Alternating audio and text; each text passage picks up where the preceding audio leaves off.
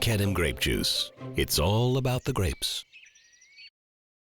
Hi, I'm Esty, and today we're gonna make tortellini soup. Tortellini soup is a meal in a bowl, and it is so satisfying. The second there's a bit of a chill in the air, it goes on menu rotation, and it stays there till spring, and it's so simple to put together. I'll show you how it's done.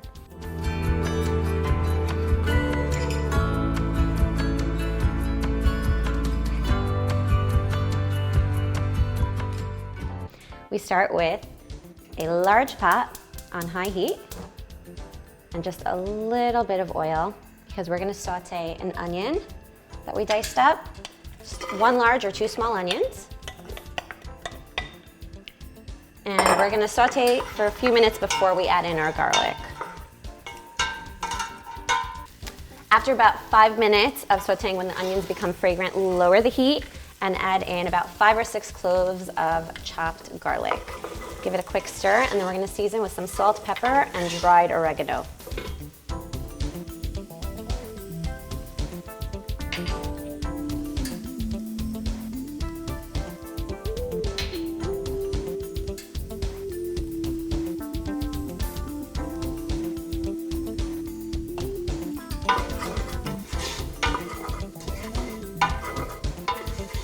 Now you want to make sure your flame is lowered because garlic tends to burn fairly quickly, so just watch it, give it a nice quick stir. It smells incredible. We're building a base of flavor for our soup before we hit it with the rest of our ingredients.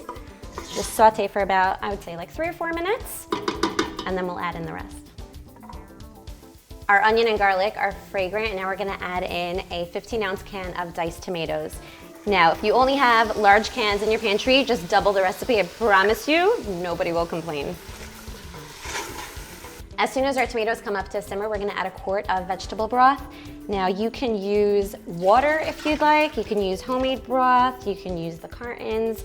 If you're gonna use water though, you might have to add more salt. And I like to use the low sodium broth so that you can control the salt content in the soup. Because you can always add salt, but you can't take salt away. We brought it back to a simmer because we're actually gonna boil our tortellini in the soup base instead of boiling it separately in water so that it can infuse the pasta with all this wonderful flavor.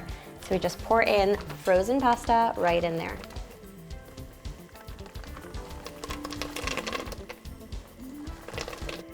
Now we've added our frozen tortellini, and you want to use it straight from the freezer because if they defrost, they kind of stick to each other a little bit. So you want to just use them straight from the freezer, poured right into the soup.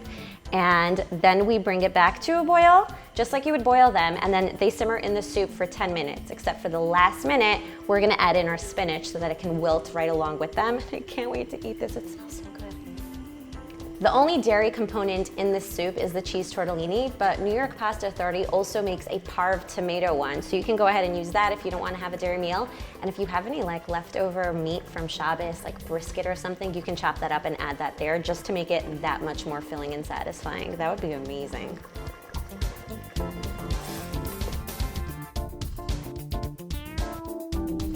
Ten minutes have passed, and now we're gonna add in some baby spinach. Now I know this looks like a lot, but it wilts way down. We're just gonna add it in and then fold the hot soup over it to help get it all nice and wilted. Just push it down and cover it with the hot soup. And that's it. As soon as our spinach is wilted, the soup is ready to devour. Oh my goodness. This smells incredible, and the tortellini is nice and plump because it absorbed all the delicious soup.